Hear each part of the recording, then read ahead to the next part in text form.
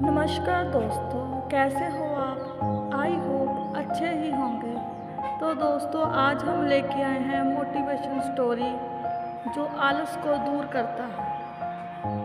तो दोस्तों, आलस्य को मनुष्य का सबसे बड़ा शत्रु माना जाता है। एक आलसी इंसान जीवन में कभी भी सफलता प्राप्त नहीं कर सकता। जब तक वह आलस करता रहेगा, वह कुछ नहीं कर सकता। इसलिए आलस को दूर करना है। तो दोस्तों, एक समय की बात है। एक गांव में एक किसान रहता था। ये उस समय की बात है जब किसान ने खेत में फसल उगाई थी। तब एक गौरैया ने उसके खेत में बीचों बीच एक घोंसला बना लिया था और गौरैया उस घोंसले में रहने लगी और बहुत ही जल्दी उसने 2 अंडे दे दिए। बहुत जल्द उन अंडों से गौरैया के बच्चे बाहर आ गए और अपनी माँ के साथ खुशी खुशी रहने लगे। वह बहुत ही खुश थे। गौरैया खाने की तलाश में जंगल में जाती थी। वह इधर उधर जाती थी खाने की तलाश में। जब वह जंगल से वापस आई तो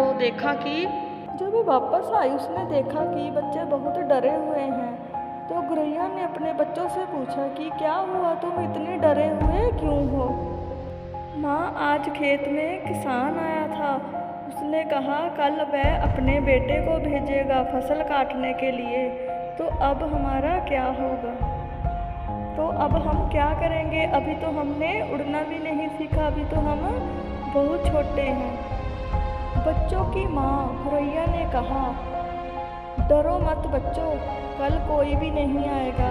कल फसल काटने के लिए कोई भी नहीं आएगा। तो अगले दिन वैसे ही हुआ जैसे गौरैया ने कहा था। फसल काटने कोई भी नहीं आया। सब कुछ अच्छा चल रहा था। गौरैया के बच्चे भी बहुत खुश थे। उससे अगले दिन जब गौरैया फिर जंगल में गई खाना ढूंढने के लिए, जब वह वापस आई तो देखा बच्चे डरे हुए थे।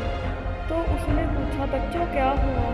तो बच्चों ने फिर से कहा कि माँ, आज किसान खेत में फिर से आया था।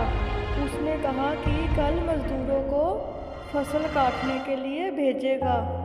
तो गौरैया ने कहा, बच्चों आप आराम से रहो, कल कोई भी नहीं आएगा।